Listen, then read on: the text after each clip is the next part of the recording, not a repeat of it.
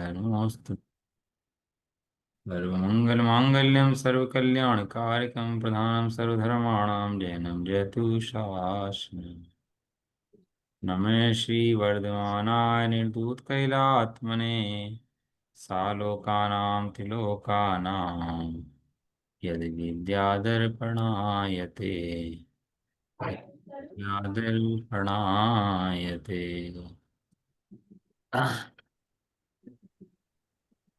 हमारा विषय चल रहा है 12 भावना के ऊपर गोष्ठी। सब लोग अच्छा बोल रहे हैं और अपने विचार व्यक्त कर रहे हैं, जिसके अंदर 6 भावनाएं अपनी कल हो चुकी थी।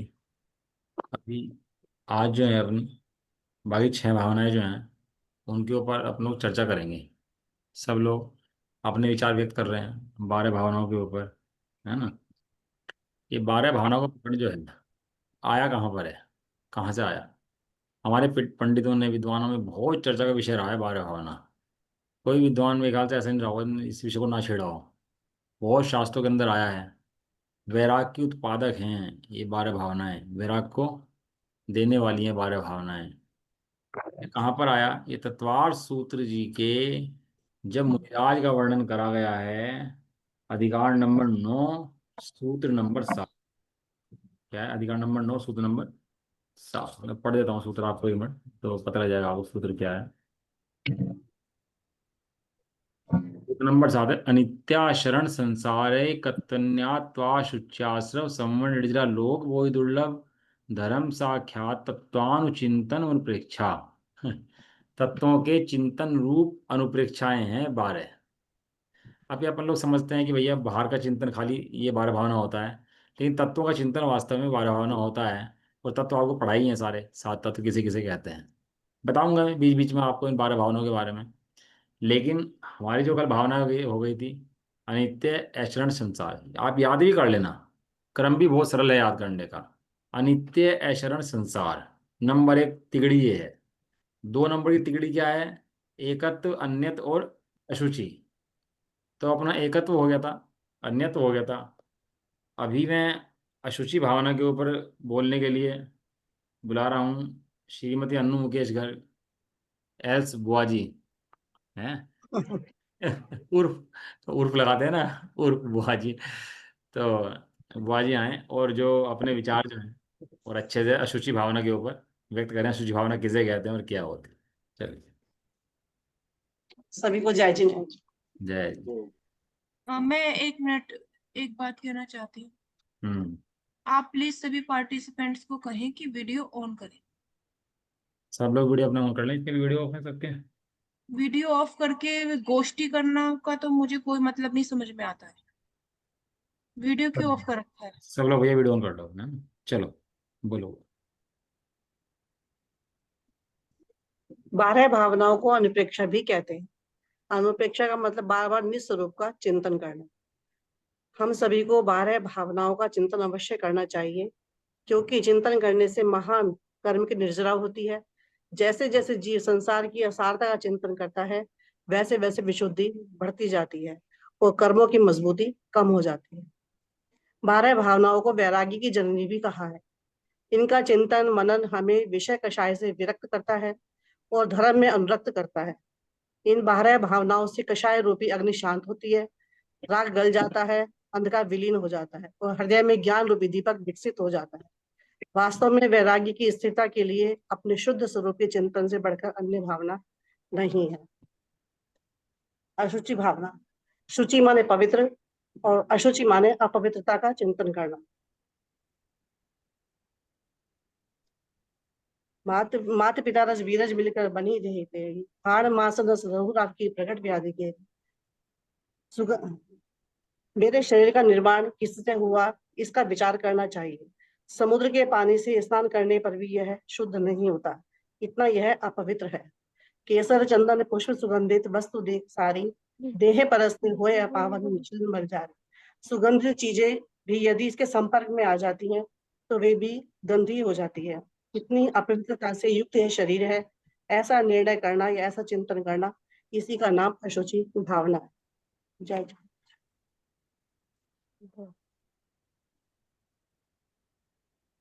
आवाज नहीं आ रही। हाँ, आ गया भाई। हाँ भाई। अरे बड़ी जल्दी बोल के आपने पूरा कर दिया अशुचि भावना का स्वरूप। थोड़ा चिंतन पक्ष रखो ना उसके अंदर, तो विषय मिलेगा और बढ़ेगा भी विषय, ऐसा नहीं है। आप थोड़ा नेचुरल बोलोगे, चिंतन पक्ष से बोलो तो क्या है, हम लिख लेते हैं, लिखना सही है, लेकिन लिख करके अपने दिमाग में जो उसके संबंध में इतना पढ़ते हैं सुनते हैं तो उस संबंध में हम बोल सकते हैं उसके अंदर। अच्छा बोला आपने अशुचि भावना के बारे में, कि अशुचि भावना होने देह मलिन है, मलमूत्र में है ना, ये सब हम कहते ही हैं, है ना। देह मलमूत्र मांस का घेरा, रात दिन सड़ा, तुझे नित पड़ा उठाकर धरना, है। मतलब मूत्र मांस का घड़ा, रात दिन सड़ा, तुझे नित पड़ा उठाकर धरना, अब लिया सिद्ध परमेष्टि तुम्हारा शरणा। शरण। दो तरह से अशुचि होती है। अपन लोग समझते हैं कि अशुचि जो है केवल जो है देह में संबंध अशुचि है। खाली देह अशुचि नहीं है, जो अंदर में राग परिणाम जीव का है ना, मोह परिणाम है, वो वास्तव में आत्मा की अशुचि है। ये देह तो अत्यंत न्यारा है आत्मा से, देह तो मिलता नहीं है, लेकिन देह आत्मा की अशुचि को वर्णन करोगे आप, तो आत्मा का अशुचि क्या है, कि जो राग द्वेष काम कषाय मोह आदि आत्मा के अंदर पैदा होते हैं उसका नाम अशुचि है। और ये अशुचि है। और कोई शुचि भी है कि नहीं है वहां पर? क्यों हुआ ये, कोई शुचि है क्यों नहीं है वहां पर? भैया अशुचि है। आत्मा वो शुचि है, अपनी आत्मा है, अपना ज्ञान है, वो शुचि हाँ, है। बोलो ना फिर आप। शुचि मेरा आत्मा है, मेरा आत्मा अत्यंत शुचिवान है, जिसमें रम सकता हूँ, ये ज्ञान स्वरूप मेरा आत्मा है। ये राग से भिन्न, राग अलग ज्ञान अलग, राग से भिन्न जो मेरा आत्मा है वो शुचि है। ये शरीर और ये आश्रव, ये दुक्कार हैं, ये अशुचि हैं, है ना। अशुचि में कर्म लग रहे जीव को, प्रतिक्षण राग उत्पन्न हो रहा है, प्रतिक्षण राग उत्पन्न हो रहा है। अभी क्या है, कषाय में लग जाते हैं अपन लोग का विषय बहुत, इंद्रियों में बहुत चलता है ना बाहर में, तो किस कमाने में खाने में इनमें सारा दिन लग जाता है। हमें पता ही नहीं है कि आत्मा ज्ञान में है। आत्मा, आत्मा जो ज्ञान में आत्मा है वो कैसा है हम जानते नहीं है, क्योंकि हम उसका वेदन नहीं करते। उसका वेदन कर लें तो अशुचि भोग जितने हैं सब मिट जाएंगे हमारे। चलो खैर, आपने अच्छा बोला। तो तीन चीजें इसके अंदर ध्यान रखना आप अशुचि भावना के अंदर। देह अपवित्र है, अपवित्र तो कोई शत्रु नहीं है, कोई द्वेष नहीं करना इससे। शत्रु कहने का मतलब द्वेष नहीं है, जैसी है, लेकिन अशुचि है। जगत के अंदर मल पड़ा हो कहीं, तो मल पड़ा है, तो जानते हैं मल पड़ा है, तो क्या करते हैं, उस मल से बचते हैं अपन लोग। ये तो करते हैं अपन लोग, ये मल पड़ा तो क्या करते हैं, मल से बचते हैं। ऐसी देह अशुचि है तो इससे बचना है, इसमें जितना उपयोग कम जाए उतना बचना है उससे। और रोज राग उत्पन्न होता है अंदर में अपने को भूल करके, उससे बचना है। और जो शुचि स्वरूप आत्मा है उसका ध्यान करना है। इस सब का नाम क्या है, अशुचि भावना। बहुत बढ़िया प्रकरण आपका रहा अशुचि भावना के अंदर। और अपनी अशुचि भावना के बाद अपनी अगली भावना है, तीन भावनाएं आएंगी, आश्रव संवन निर्जरा। तीन तीन की बता रहा हूं ना मैं, तीन तीन की तिगड़ी आएंगी। सबसे पहले आया नित्य ऐशरण संसार। दूसरी तिगड़ी क्या आई, एकत्व अन्यत और अशुचि। अब अगली जो तिगड़ी आएगी वो आएगी आश्रव संवन निर्जरा। तीन। तो आश्रव पर बोलने के लिए नाम मेरे पास है सपना जैन। आश्रव भावना पर वो आए और अपना विचार जो है व्यक्त कर रहे हैं। बोलो। हॉटस्पॉट स्पॉट कर देना भैया। सभी को सादर जय जिनेन्द्र। जय।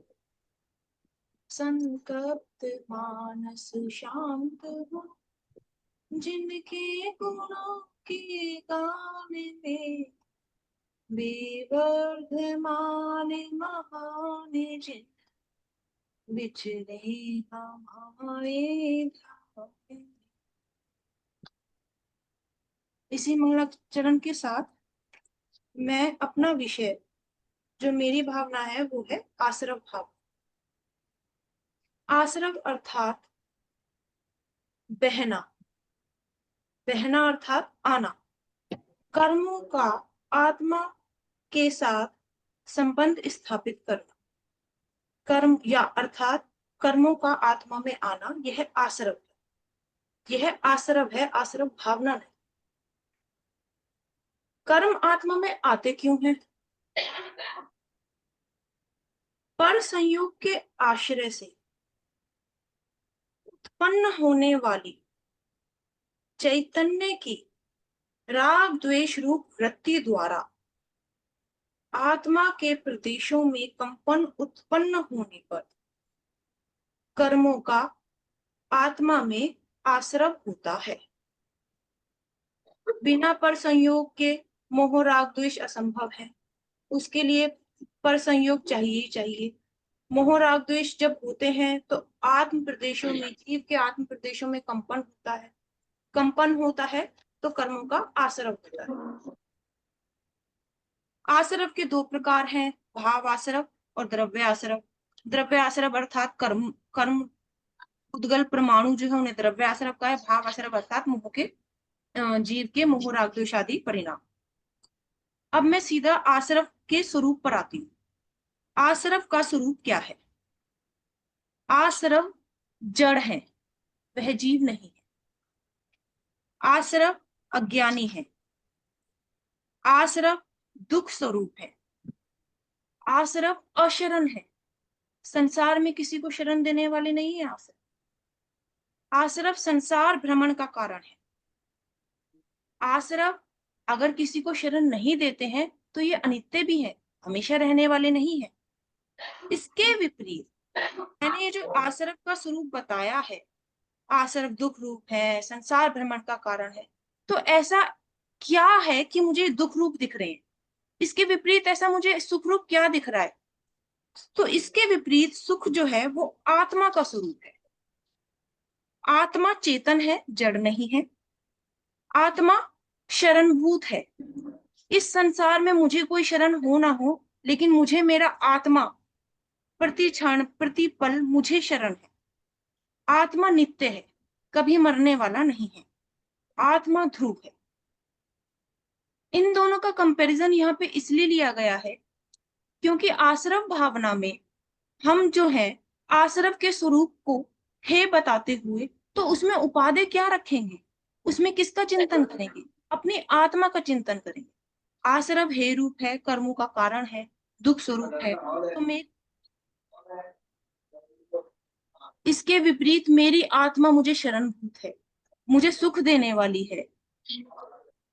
इस प्रकार यद्यपि आश्रव भाव जो है ये आत्मा में ही उत्पन्न होते हैं, ये कहीं और उत्पन्न नहीं होते हैं, आत्मा से निबद्ध होते हैं, तथापि आत्म स्वभाव से अन्य है। अन्य क्यों है? क्योंकि यहाँ पर अभी ऊपर आश्रव का स्वरूप बताया गया कि जड़ है, अध्रुव है, अनित्य है, इसलिए ये आत्मा से अन्य है। इसके विपरीत है, आत्मा से विपरीत है, अतः ये आश्रव सदैव हे है। इसलिए ये आश्रव हे है क्योंकि इसकी जाति मुझसे नहीं मिलती है।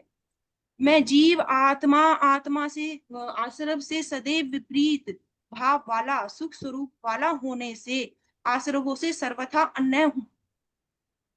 आश्रव मुझे श्रद्धेय नहीं है, तो क्या श्रद्धेय है? मुझे मेरा आत्मा ही श्रद्धेय है। आश्रव भावना में आश्रव ध्येय रूप नहीं है, तो इस आश्रव भावना में आश्रव ध्येय नहीं है, तो क्या मुझे मेरी शरण ही ध्येय रूप है। आत्मा उपादेय नहीं है, हे है। वो आत्मा नहीं, सॉरी, आश्रव उपादेय नहीं है, आत्मा आश्रव सर्वथा हे है। मात्र आश्रव ज्ञान का ज्ञेय बनते हैं, इसके अतिरिक्त आश्रव कुछ नहीं। इस प्रकार आश्रव भावना में हम आत्मा और आश्रव का भेद जानकर भेद विज्ञान स्वरूप आश्रवों के कारणों से भेद विज्ञान करके अपनी आत्मा में रमने जमने का अभ्यास करते हैं। तो क्या आश्रव भावना में हम सिर्फ अभ्यास करते हैं? नहीं, आश्रव भावना में हम आश्रव के कारण भेद प्रभेदों का विचार ही नहीं करते, वरन आत्मा की जिस पर्याय में ये आश्रव भाव उठ रहे हैं, आश्रव भाव उठ रहे हैं मोह राग द्वेष से उत्पन्न होते हैं, उस पर्याय से भी भिन्न, उस आत्मा की पर्याय से भी भिन्न परम पवित्र ध्रुव अखंड आत्मा का चिंतन होता है। आत्मा की जिस पर्याय में आश्रव उठते हैं उससे भी परे जो मेरा ध्रुव अखंड आत्मा है उसमें इसका चिंतन चलता है। लेकिन चिंतन से तो सुख नहीं प्राप्त होता, ऐसा हमने पढ़ा है। तो चिंतन तो दुख स्वरूप है, अगर मैं आत्मा का चिंतन करती रहूंगी तो मुझे तो सुख मिलेगा नहीं। तो इसमें आगे मात्र यही नहीं करना, इसमें हमें आत्मा का चिंतन ही नहीं करना, वरन इस चिंतन से पार जो सुख स्वरूपी आत्मा है उसका प्रत्यक्ष अनुभव करना है। आसरव भावना का मूल यही है। सबसे पहले हमें भेद विज्ञान करना है, आत्मा और आसरव। उसके बाद भेद विज्ञान द्वारा मुझे अपनी आत्मा पर, उसमें भी मुझे आत्मा का चिंतन नहीं करना है मात्र, उस चिंतन से परे अपने आत्मा का प्रत्यक्ष अनुभव करना। कर्मों के आश्रव में, जो कर्मों का आश्रव हुआ है, इसमें हिंसादि रूप पाप आश्रव है, जो कि प्रत्यक्ष रूप से जानने में आता है, इसे ही द्रव्य आश्रव कहती है। इसके अतिरिक्त हिंसादि पाप क्रिया के अभाव रूप, हिंसादि पाप रूप तो सबको आश्रव लगते हैं कि हाँ, हमें पता भी चल जाता है कि हाँ, मैंने ऐसा गलत काम किया है, हिंसा करी है, तो ये द्रव्य आश्रव तो सबके ख्याल में आता है। इसके अभाव रूप हिंसा का भाव ही उत्पन्न होना मात्र, अभी हमने क्रिया नहीं करी है लेकिन हिंसा का भाव आ रहा है मन में, तो यह भी आसरव का कारण है। कोई सोचे कि मैंने क्रिया तो करी नहीं है तो आसरव भी नहीं होगा, ऐसा नहीं है। इसे कहते हैं भाव आसरव। इन दोनों भाव आसरव और द्रव्य आसरव के अतिरिक्त एक तीसरा आसरव और है, जहां ना मन में भाव आता है ना हम क्रिया करते हैं, तो वो तीसरा आसरव क्या हुआ, इसके विपरीत। और इसके अलावा तो मुझे और कुछ दिखाई नहीं देता है, भाई मैं भाव भी नहीं कर रहा हूँ आसरव का, तो फिर ऐसा क्या है जो कि मुझे फिर से आसरव हो रहा है? वो है अभिप्राय की वासना, जो अंदर ही अंदर स्वतः ही अपने आप दौड़ती रहती है। ये मेरे अनादिकाल के संस्कार स्वरूप अपने आप अपा जपा इसका जाप चलता है, तो इसलिए गुप्त रूप से स्वयं अंतर में पनपता रहता है, जो पकड़ में आना मुश्किल है, असंभव नहीं है लेकिन मुश्किल है। इसी को अभिप्राय की वासना को, श्रद्धा का श्रद्धेय को, ये श्रद्धा अपने आप उस रूप हमें करती रहती है। इसके एग्जाम्पल में, इसके उदाहरण में मैं एक उदाहरण छोटा सा लेकर अपनी बात समाप्त करना चाहूंगी। इसके उदाहरण में सपोज करो हमने रात्रि भोजन का त्याग किया है, तो रात्रि भोजन का त्याग करना ये हुई एक क्रिया, ये हुआ हमारा द्रव्य आश्रव। द्रव्य, तो जो लोग रात्रि भोजन का त्याग करते हैं क्या उन्हें आश्रव नहीं होगा? सर्वथा आश्रव नहीं होगा? होगा। क्यों होगा? क्योंकि मन में कहीं ना कहीं रहता तो है ही कि भूख लग रही है यार, भूख, मतलब रात्रि, क्योंकि हम जैनी है तो इसलिए खा नहीं सकते, तो इसमें आश्रव के पूरे वो है, इसमें आश्रव पूरा होगा, चाहे हमने रात्रि भोजन त्याग करा है चाहे नहीं करा है, उसमें पूरा आश्रव। दूसरा, इसी में हम लेते हैं रात्रि भोजन का त्याग क्रिया रूप भी कर दिया है हमने, और हमारे मन में भी कोई भाव नहीं आ रहा है, कभी आता ही नहीं है। मोस्टली हम मुमुक्षु ऐसे ही हैं कि मन में भाव भी नहीं आता है कि रात्रि में भोजन कर लें या कुछ खा लें, भूख भी नहीं लगती। उसी प्रकार जड़ को भी, जड़ पुद्गल शरीर को भी ऐसी आदत पड़ जाती है। तो क्या यहाँ पे आश्रव नहीं हो रहा है? यहाँ पे भी हमें आश्रव होता है। क्यों होता है? क्योंकि ऑलमोस्ट सभी सभी ये कहते हैं कि चल हम तो बड़े हैं, हम तो कर रहे हैं, तुम छोटे हो चलो तुम खा। हमारी इस भावना ने ये बताया है कि मुझे भाव आश्रव है। अब इन दोनों से विपरीत तीसरा क्या हो सकता है? ना मैं भाव कर रही हूं, ना मैं किसी को कह रही हूं कि चल तू छोटा है बड़ा है तू तो खा ले, मैंने त्याग कर रखा है, मेरी बात और है। तो इसके अतिरिक्त तीसरी और ऐसा क्या कारण है जिसकी वजह से मुझे अब आश्रव हो रहा है? वो है अभिप्राय की वासना। वो अभिप्राय की वासना कैसे पता चलेगी? अगर मुझे ये कह दिया जाए कि रात्रि भोजन करने में कोई पाप नहीं लगता, कोई पाप नहीं लगेगा, कोई नरक नहीं जाएगा, किसी को कोई बंध नहीं होगा, तो हम में से कितने जीव ऐसे हैं जो रात्रि भोजन करेंगे या नहीं करेंगे? इसमें से भी कुछ जीव कहेंगे जब पाप भी नहीं लगता है तो पाप के कारण तो हम कर ही रहे थे ये सारी क्रियाएं, ये सारे भाव, नहीं लगता है तो शुरू करो। लेकिन जो विवेकी जन, ज्ञानी जन होंगे, वो यहाँ पर क्या स्वरूप, वो करेंगे यहाँ पे आसरव भावना का चिंतन। वो ये कहेंगे रात्रि भोजन में जब मैं प्रत्यक्ष देख रहा हूं कि रात्रि भोजन बनने में, खाने में हिंसा का महादोष हो रहा है, मुझे उसका पाप लग रहा है नहीं ये दूसरी बात है, लेकिन हिंसा तो हो रही है ना। हिंसा होते हुए उस भोजन को ग्रहण करना ये तो मेरे योग्य कार्य नहीं। दूसरा पॉइंट, ज्ञानी जन जो विचार करेंगे वो ये विचार करेंगे कि मैं तो जीव हूं, और जीव मैंने पढ़ा है वो निराहारी तत्व है, तो जब मैं निराहारी हूं तो मैं हिंसा का रात्रि भोजन करके, जो कि हिंसा से बना है, क्यों अपनी आत्मा को दुख दूं? इस प्रकार हमें अपने लास्ट तक जाकर अपने अभिप्राय की वासना को आश्रव भावना में चेक करना चाहिए और अपने भावना को लास्ट तक ले जाकर उसमें उसको परिपूर्ण करना चाहिए। इसलिए आश्रव भावना में हम आश्रव का चिंतन ना करके अपनी आत्मा के स्वरूप का चिंतन करते हैं, उसे गहराई से समझते हैं, उसमें आनंद प्राप्त करते हैं। जय जिनेन्द्र। बहुत सुंदर। 11 मिनट का वक्तव्य आपका रहा और अच्छा वक्तव्य रहा। आश्रव को पूरा समेट दिया। अच्छा समेटा आश्रव को, और इस तरह सिमटना भी चाहिए। बहने का नाम आश्रव है, और बह कहाँ रहा है? अपने अंदर में नाला बह रहा है, उसका नाम क्या है? उसका नाम आश्रव है। आश्रव और आश्रव भावना दोनों अलग अलग बात हैं। तीसरा पर का संयोग होता है, उससे आश्रव आते हैं। फिर आपने बताया भावाश्रव होता है और द्रव्य आश्रव होता है। भावाश्रव मोह है, द्रव्य आश्रव कर्म है। और एक अच्छी बात बताइए कि जो आश्रव हैं, ये आपने प्रश्न सारची गाथा से लिया। ये प्रश्न सारची गाथा में देखिए, आश्रव जड़ हैं, अज्ञानी हैं, दुख के कारण हैं, अशरण हैं, संसार भू के भ्रमण के कारण हैं और अनित्य हैं। ये प्रश्न सारची गाथा आपने अच्छी उठाई उसके अंदर कि ऐसा ऐसा दिया। उनके विपरीत आत्मा जो है वो चेतन है, शरणभूत है, नित्य है और ध्रुव है। ये वास्तव में आश्रव भावना अपनी कंप्लीट होती है। फिर आपने उसके अंदर लिया हे, श्रद्धे, धे और गे। चार चीजों से आपने को समझाने की कोशिश करी, जो बढ़िया पकड़ था। कि आश्रव हे हैं, श्रद्धे क्या है? आत्मा श्रद्धे है। धे क्या है? आत्मा धे है। और ज्ञान का गे क्या है? आश्रव ज्ञान का गे नहीं है, आत्मा ज्ञान का गे है। ये पर्याय है। चिंतन से ही पार में आत्मा का अनुभव करना चाहिए और भेद विज्ञान के द्वारा आत्मा को प्राप्त करना चाहिए, है ना। उसके बाद आपने बताया भावाश्रव है, द्रव्याश्रव है और अभिप्राय का जो आश्रव है, वो आपने एक अच्छा खुलासा करा, जिसको जो तीसरी भूमिका है, जो हमारी पकड़ में नहीं आती। रात्रि भोजन से आपने समझाया। रात्रि भोजन करना पाप है, रात्रि भोजन छोड़ना पुण्य है।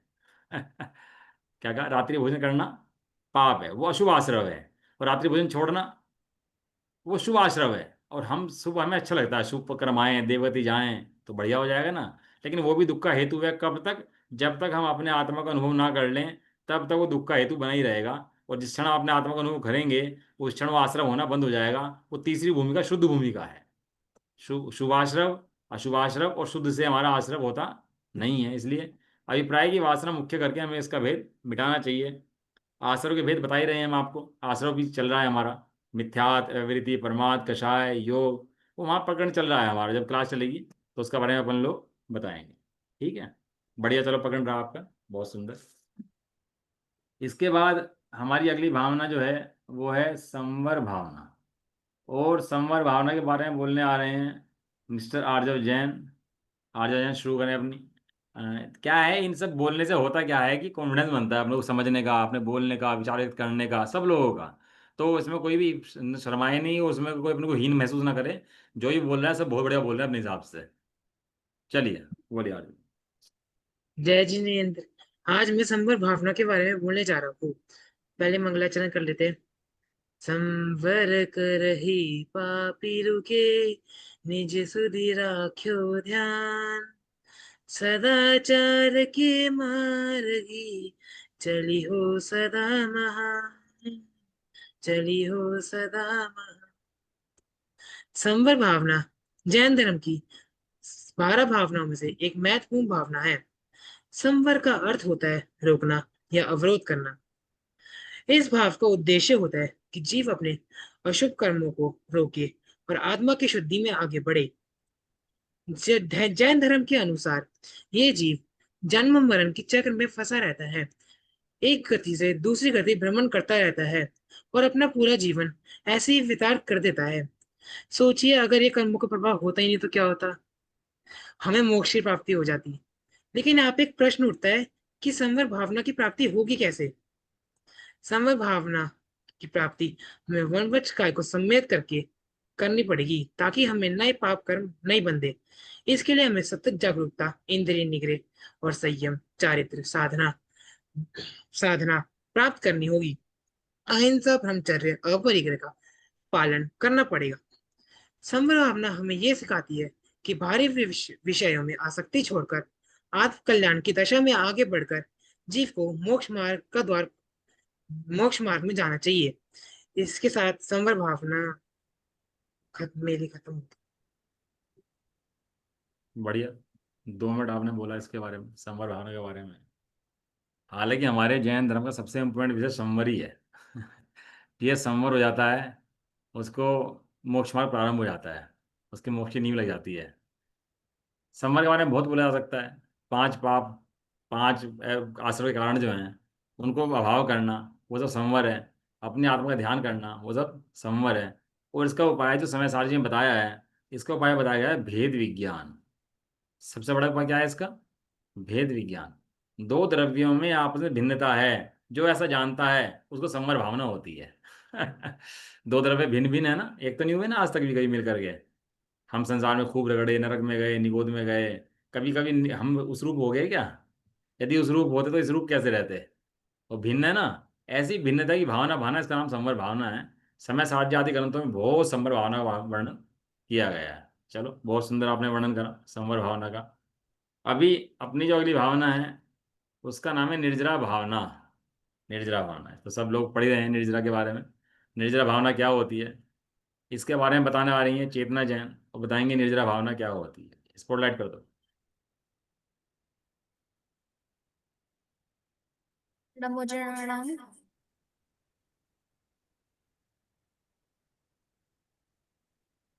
मैं चेतना जैन आज आप सभी के सामने निर्जरा भावना के बारे में बताने वाली हूँ। आज हम 12 भावना में से 9वीं भावना का वर्णन करेंगे। इस भावना को साधे बिना तीर्थंकर प्रकृति नहीं बन सकती। कर्मों का घड़ा खाली नहीं हो सकता और जीव को मोक्ष की प्राप्ति नहीं हो सकती। यह भावना है निर्जरा भावना। निर्जरा को अगर स्थूल भाषा में बोले तो कर्मों का खिर जाना, अर्थात पूर्व कर्मों का नष्ट हो जाना। किंतु जिस प्रकार आचार्य उमा स्वामी ने ज्ञान दर्शन चारित्राणी मोक्ष मार्ग को सम्यक किया था, उसी प्रकार हमको निर्जरा को सम्यक करना पड़ेगा। निर्जरा को सम्यक करना पड़ेगा अर्थात निर्जरा हर जीव को प्रतिक्षण हो रही है, किंतु मिथ्यादृष्टि जीव जितने कर्मों का नाश करता है उतने ही नए कर्मों को भी बांध लेता है। जबकि ज्ञानी जीव पूर्व कर्मों का आना तो पहले रोकता है, उसके बाद जो बच गए हैं कर्म उसकी सत्ता में, उनके अभाव करने की कोशिश करता है, जिसकी वजह से उसको सच्ची अर्थात सम्यक निर्जरा होती है और उसके कर्मों का घड़ा खाली हो जाता है। निर्जरा भावना तो ठीक है, बट हम क्यों निर्जरा भावना नहीं भा पा रहे? प्रॉब्लम क्या है? हम विकल्पों की दुनिया में रहते हैं और हमारे मन में उठने वाले प्रत्येक विकल्प हमारी आत्मा पर अपना एक संस्कार छोड़ जाते हैं। बार बार वही विकल्प दोहराए जाने के कारण वो संस्कार बहुत ज्यादा मजबूत हो जाता है और हमारा जो आत्मा है वो उस संस्कार के अधीन हो जाता है। मतलब आत्मा जो है उस संस्कार के रूप परिणमन करने लगता है। प्रॉब्लम तो समझ में आ गई, बट सॉल्यूशन भी है क्या इस प्रॉब्लम का कुछ? क्योंकि निर्जरा भावना तो देखो भानी है, हमें मोक्ष तो हमें जाना है। देखो, पुराने कर्म का उदय तो आएगा, वो तो पक्का है। इनका शुभ अशुभ भाव भी होगा। किंतु हे जीव, किंतु हे जीव, तू उन स्थितियों में इष्ट अनिष्ट की कल्पना मत करना, उन विकल्पों को अपना मत मानना। तब पुराने कर्म तो अपना फल देकर चले जाएंगे, लेकिन जो नए कर्म आ रहे थे वो नहीं बंधेंगे। पुराने संस्कार को तोड़ने के लिए उससे कुछ विपरीत नया उल्टा सम्यक संस्कार तो पैदा करना पड़ेगा ना। अच्छा, सॉल्यूशन भी ठीक समझ में आ गया, बट आपने कहा सम्यक संस्कार पैदा करना पड़ेगा। ये सम्यक संस्कार क्या होता है? तुम परमात्मा बन सकते हो, यह नहीं भूलना। इस विश्व में अनेकानेक जीव परमात्मा हुए हैं, हो रहे हैं और आगे भी होंगे। परमात्मा बनना हमारा जन्म सिद्ध अधिकार है। परमात्मा बनना संभव है। यह ज्ञान बहुत कम लोगों को होता है। क्या?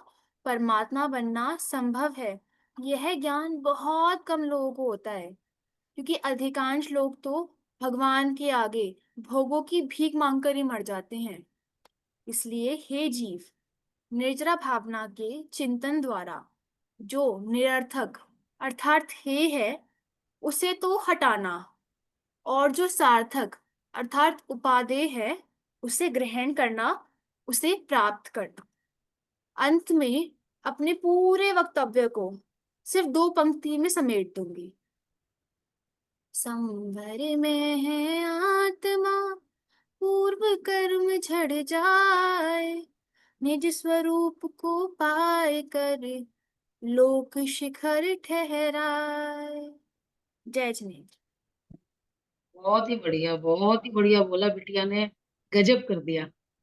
बातों में बहुत भी बहुत सार था, बोलने का तरीका भी और आवाज भी बहुत बहुत बहुत बढ़िया। बहुत मेरी बधाई हो, अनुमोदना। बहुत बढ़िया। बहुत सुंदर। 5 मिनट बोला आपने, समय परफेक्ट लिया। एकदम ना कम ना ज्यादा। अच्छा है, विषय को समेटना चाहिए अपना इस तरह से। अच्छा लिया। नाव में छेद बंद ना करो और भरा हुआ पानी बाहर निकालो, तो बताओ नाव डूबने से बचेगी डूबेगी? जो नाव का छेद बंद करे बिना नाव का पानी बाहर निकलना है, वो निर्जरा किसी काम की नहीं है। कि नाव का छेद बंद करने के बाद भी थोड़ा पानी निकालोगे तो थोड़ी नाव ऊपर उठेगी, और निकालोगे तो और नाव ऊपर उठेगी। इसका नाम वास्तव में निर्जरा उन्होंने बताया।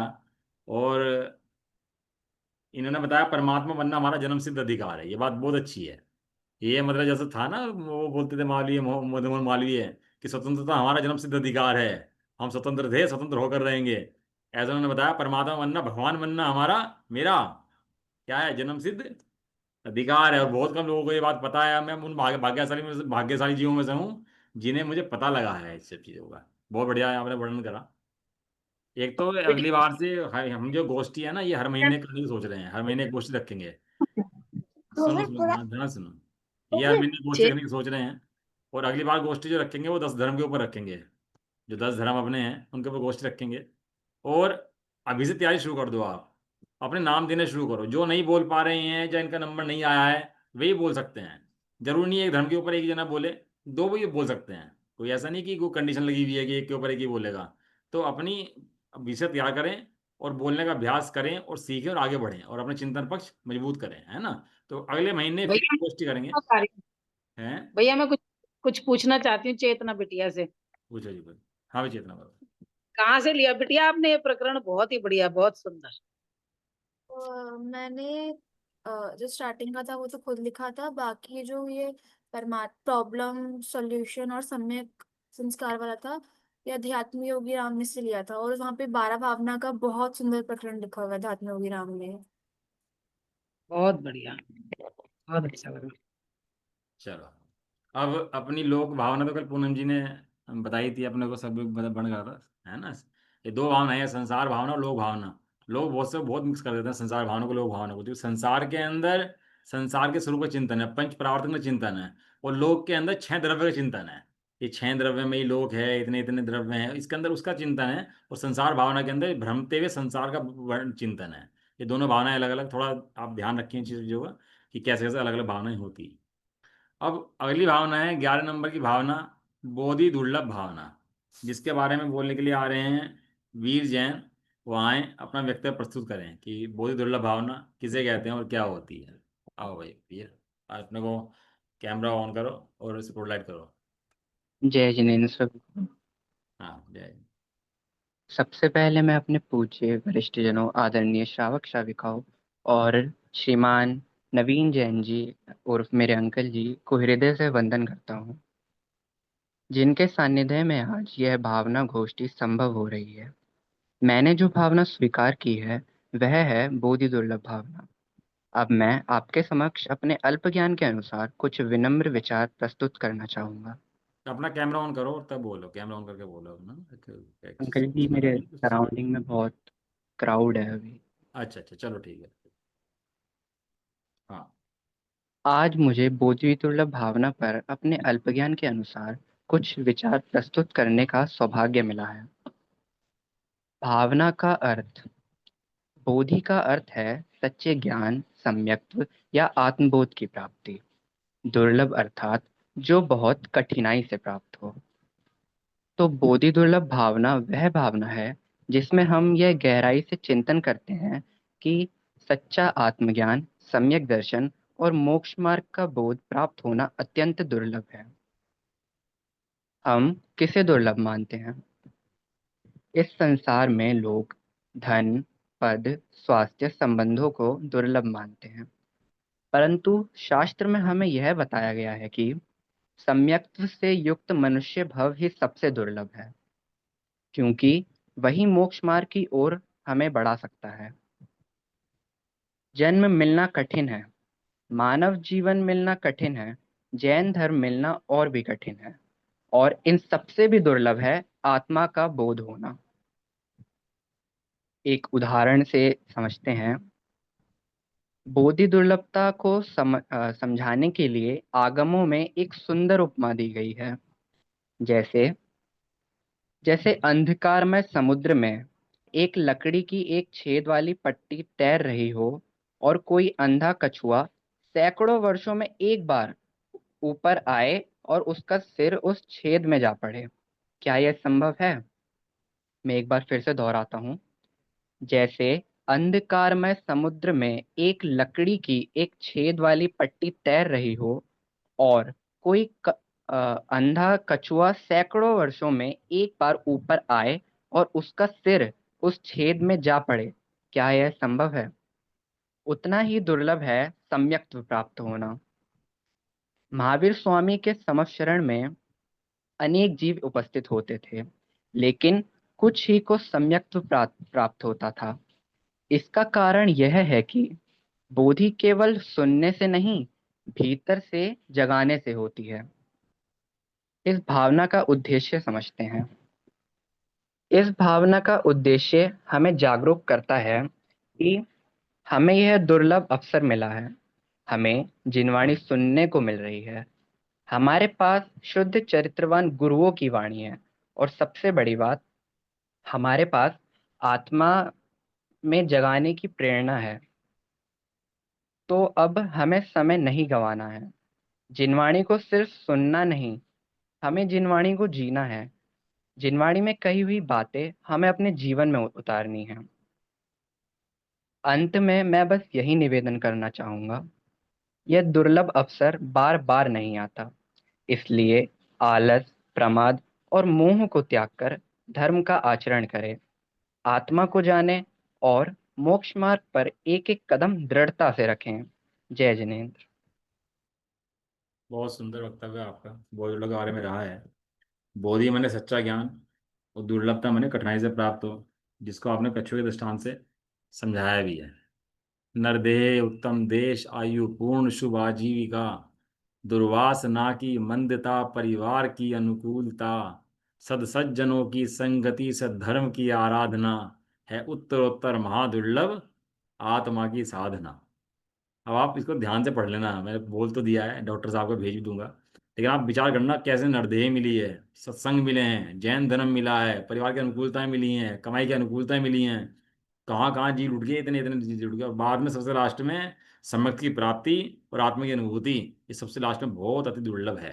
इसलिए भैया, दुर्लभ में दुर्लभ है ज्ञानी बोधि ज्ञान पावे, और बोधि ज्ञान पा करके इस भव में ना भरमावे। बोधि की प्राप्ति दुर्लभ है, बाकी सब सुलभ है। कोई ऐसी सामग्री जीव के पास नहीं रही जो अनंत बार में प्राप्त नहीं हो, केवल एक ज्ञान प्राप्त नहीं हुआ। बहुत सुंदर चर्चा आपने करी, और बढ़िया रहा। 4 मिनट आपका व्याख्यान रहा। एक क्लास के एडमिन भी हैं हमारे, जो अपनी रिकॉर्डिंग करते हैं, भेजते हैं, मैसेज भेजते हैं, अटेंडेंस भेजते हैं, वो सब भी करते हैं सब। ये बढ़िया चिंतन का है और चल रहा है ना। अब हमारी आखिरी भावना है धर्म भावना। 12 नंबर की भावना है। लास्ट में तो धर्म ही प्रकट होगा ना, जब सब भावनाएं प्रकट जीव भा लेगा, तो लास्ट में धर्म प्रकट हो जाता है जीव को। धर्म माने स्वभाव। तो इस धर्म की भावना के बारे में बोलने के लिए आएंगे हमारे सामने श्रीमान अजय जैन। अजय जी आए और इस भावना के बारे में अपना विचार प्रस्तुत करें। अजय जी, अपना वीडियो ऑन कर लें और स्पॉटलाइट कर दें इनको। बोलो जी। सभी श्रावक श्राविकाओं को मेरा सादर जय जिनेन्द्र। सबसे पहले मैं कहूँगा कि जो पिछले कई महीनों से हम सब जो नवीन जी के सानिध्य में जैन सिद्धांत परिवेशिका के द्वारा लगातार जो चर्चा कर रहे हैं, विचार कर रहे हैं, क्या कर रहे हैं कि अपने जीवन को कैसे अच्छा बनाया जाए। हम सब ने पिछले दिनों ये अनुभव किया कि यदि हमारे विचारों में हम निरंतरता लाएं, उन्हें हम रोज रोज स्वाध्याय के द्वारा, अभ्यास के द्वारा रोज उन्हें दोहराएं, तो हमारे अंदर इतने दृढ़ हो जाते हैं विचार कि फिर हम इन्हें आसानी से अपने आचरण में तब्दील कर सकते हैं। इसी कड़ी में आज 12 भावनाओं के विचार के लिए एक गोष्ठी का आयोजन पिछले 2 दिनों से चल रहा है। इसी श्रृंखला में मैं 12 भावनाओं में से मेरे ज्ञान में धर्म भावना का विचार लाया गया है, जिसके बारे में अपने अभिज्ञान से मैं कहूंगा।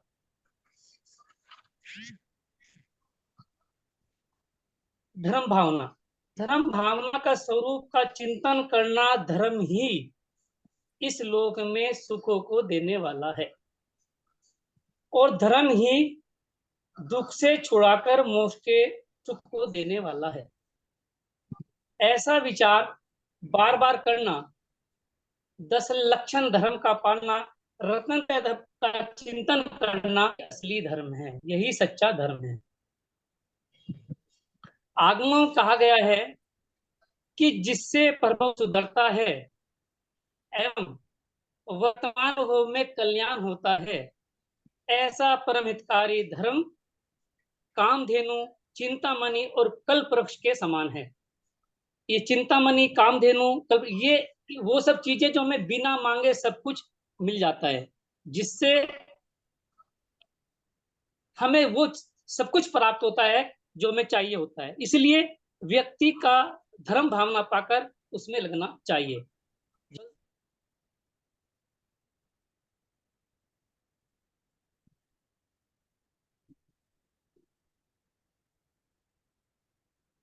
आवाज आ रही है सबको? किसी को आवाज नहीं आ रही ना? नहीं आ रही।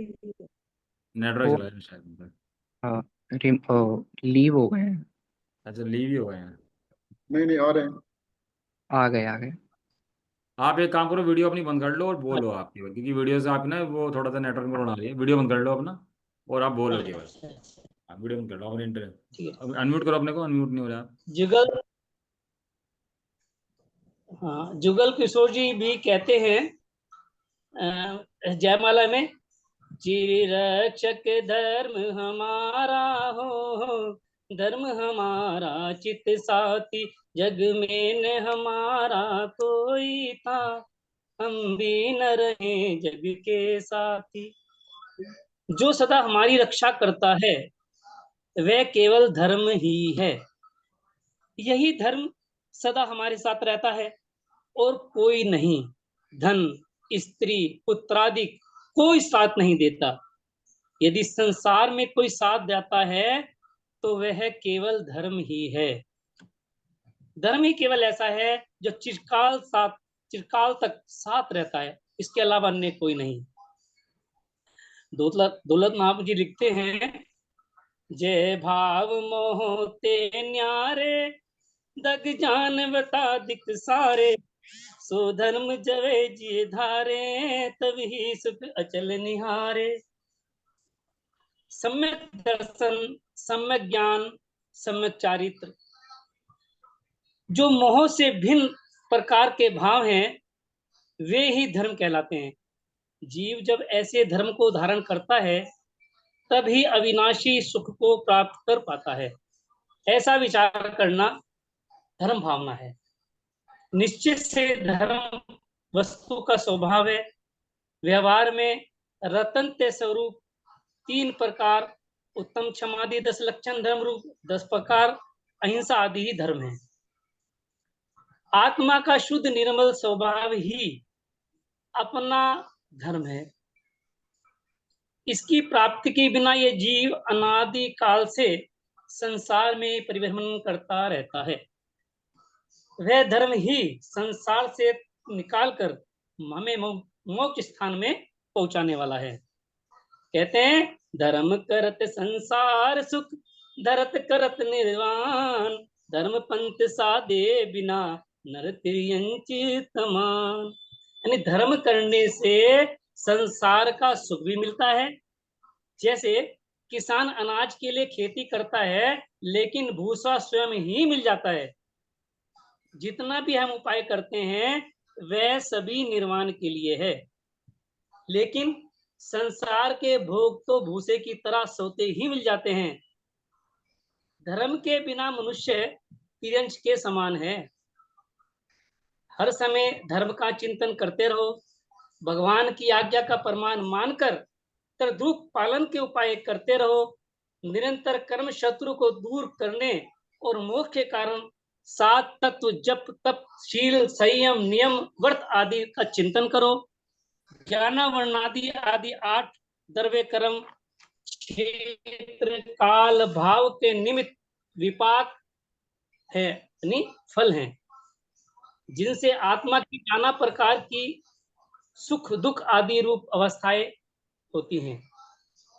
उसका निस्वरूप से भिन्न उपाधि कर्म जनित दुख विचारते रहना, 3 लोकों को विचार कर उसमें स्थित पदार्थों को और पंच परमेष्टियों व निज आत्म स्वरूप का चिंतन करना ही धर्म भावना है। निश्चय से आत्मा का स्वभाव ही धर्म है। वीतराग सर्वज्ञ दोष बिन जिन जिन की वाणी, सप्त तत्व का वर्णन जाने सबको सुखदानी। इनका चितवन बार बार कर सदा उर धरना, मंगत इसी यतन से एक दिन भव सागर तरना।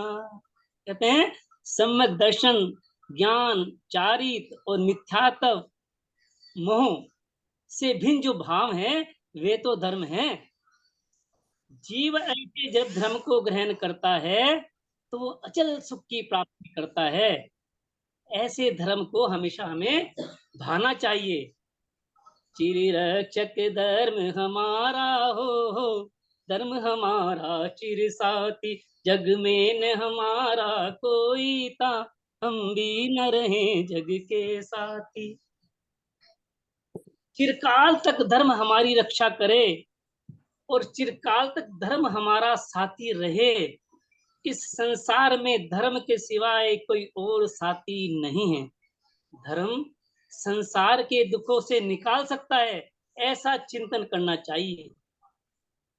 इससे विपरीत आचरण करने वाले, इस सत्य तथ्य को न समझने वालों का बहुत ही सुंदर वर्णन बनारसी दास जी करते हैं।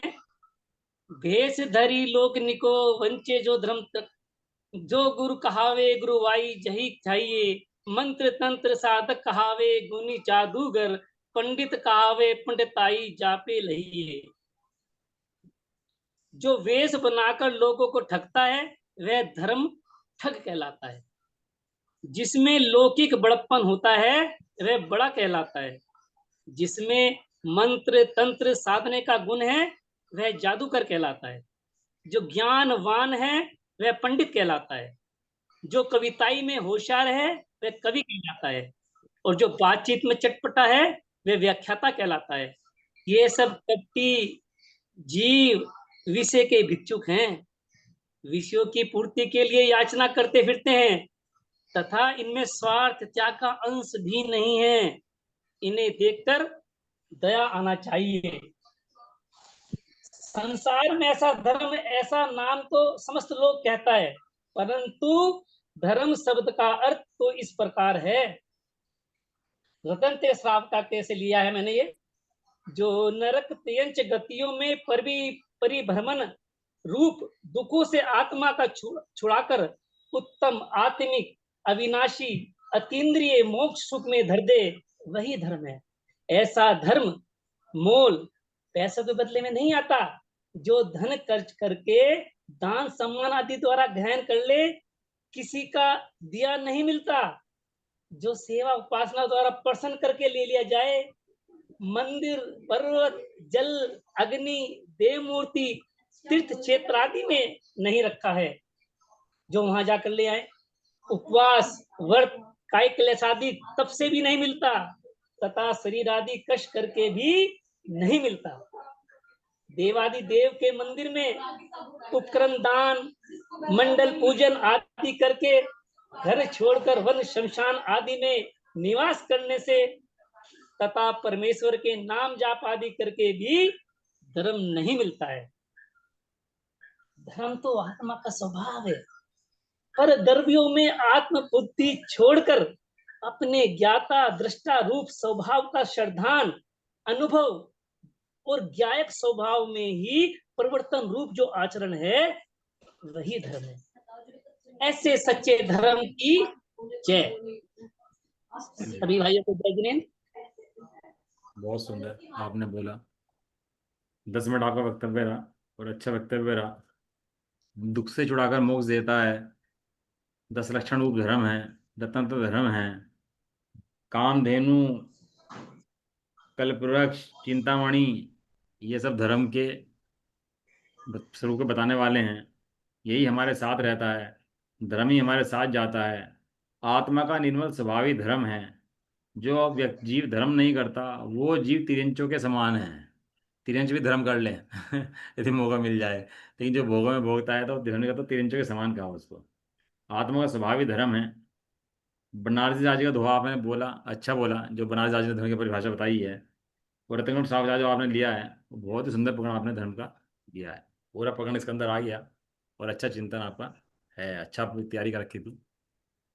सब लोगों ने गोष्ठी की तैयारी बढ़िया करी भैया, और सब लोग बधाई के पात्र हैं। जो बोले, जो सुने, जो उन्हें करी, जिन्होंने कराई, सब बधाई के पात्र हैं। और ऐसी गोष्ठियाँ होती रहनी चाहिए कि गोष्ठियों से ही चिंतन पक्ष पता लगता है, जीव क्या सोच रहे हैं, क्या चिंतन चलता है, अपना कॉन्फिडेंस बढ़ता है, अपने चिंतन ही पता लगता है सभी को, है ना। तो बहुत बढ़िया ये सब ने करा है। ज्ञान वैराग्य की देने वाली हैं 12 भावनाएं। आपको पता होगा 5वीं ढाल में लिखा 12 भावनाओं का वर्णन दौलत राम जी ने।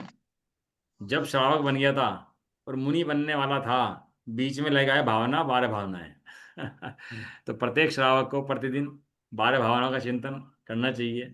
ध्यानत इसी जतन से एक दिन भवसागर तिरना। ठीक है ना। बहुत सुंदर गोष्ठी रही। अंकल जी, तो मुझे एक प्रश्न पूछना है। हाँ बोला।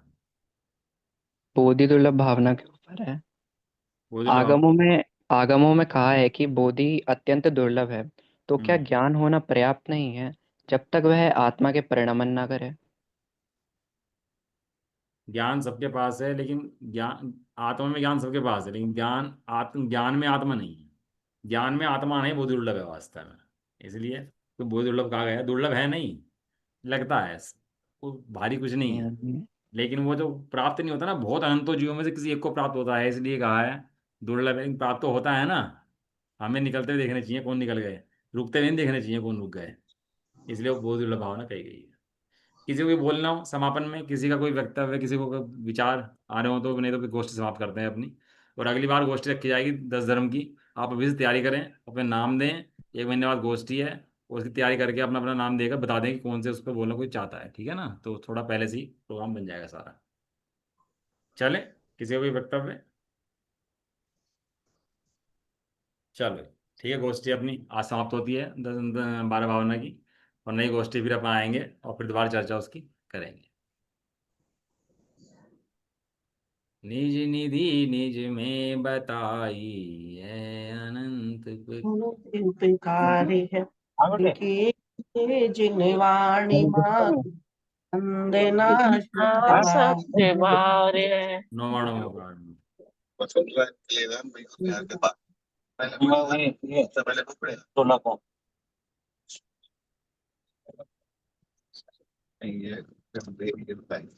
हिमांशु जी, आपको वहाँ ड्रॉप करना है? जय